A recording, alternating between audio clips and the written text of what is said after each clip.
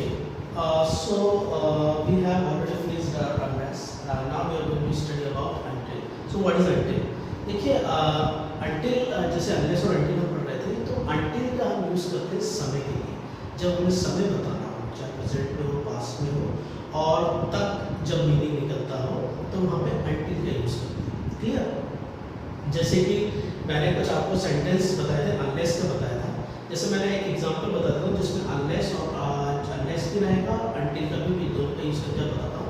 जैसे मैंने एक कॉल बताया था कि I do not receive any call unless it's urgent, है ना? I do not receive any call in my class unless it's urgent। कि एक्सेप्शन था यहाँ पर कि मैं कोई भी कॉल जब तक नहीं उठाता तब तक कि वो अर्जेंट ना हो, है ना? या मेरे एक्सेप्शन है कि अगर कोई कॉल अर्जेंट होगा, अर्जेंट में कॉल नहीं उठाता अर्जेंट कॉल होने के सिवाय, है ना? पर अगर इसी को मैं until में यूज़ करना है तो मुझे समय के लिए इसका यूज़ करना पड़ेगा। तो मैं ऐसे बोल सकता हूँ कि I do not receive any call until I reach my home। तो until I reach my home तो यहाँ समय का बताया कि समय तक, एक घर पहुँचने के समय तक। क्लियर?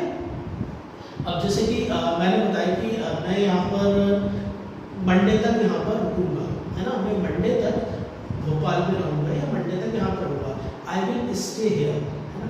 Until Monday या till Monday। अब यहाँ पे मैं टाइम का मैंने बताया कि टाइम में हम कैसे यूज़ करेंगे, until और till का। देखिए until का यूज़ और एक up to का और till का यूज़ होता है, पर जब हम जाने के लिए यूज़ करते हैं, मतलब कहीं जाने के लिए तो up to का यूज़ करते हैं। जैसे कि मैंने बोला कि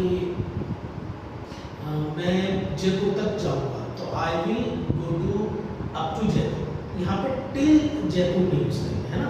क्योंकि till भी हम अगर उसमें till का यूज़ कर सकते हैं, पर अगर समय का उसमें बोध है तो, है ना?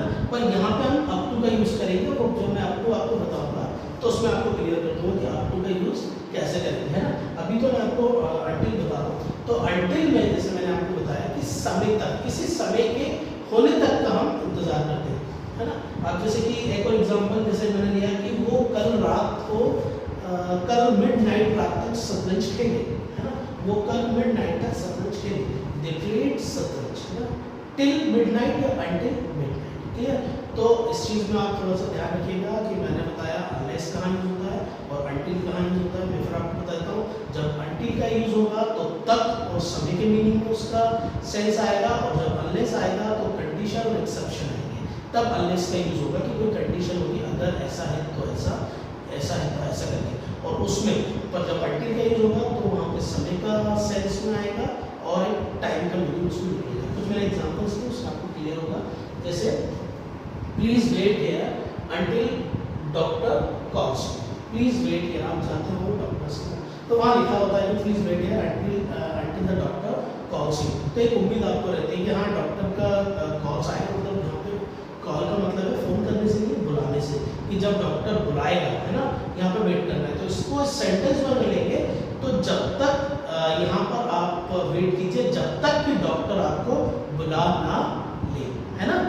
आपको यहाँ पे वेट करना होगा जब तक कि डॉक्टर आपको बुला ना ले, है ना? तो ठीक है, तो until ने यहाँ पे यूज़ मैंने बताया आपको कि यहाँ पे एक समय का बोल रहा है कि जब तक डॉक्टर के, तो कुछ समय तक के लिए डॉक्टर का कॉल, कुछ समय बाद डॉक्टर का कॉल आएगा। Clear? I won't stop until I reach my destination। मैं नहीं रुकूंगा जब तक कि मैं अपने डेस्टिनेशन पे पहुंच नहीं जाता। तो इसको हम ऐसे ही बोल सकता हूँ कि मैं नहीं रुकने वाला हूँ अपने डेस्टिनेशन के पहुंचने तक। तो यहाँ पे until का यूज़ किया। Clear?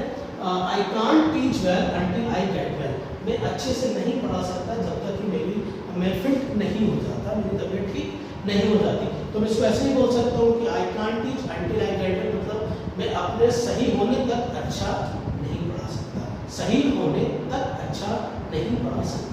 Clear? Anil doesn't have chocolate until he completes his homework। Anil जब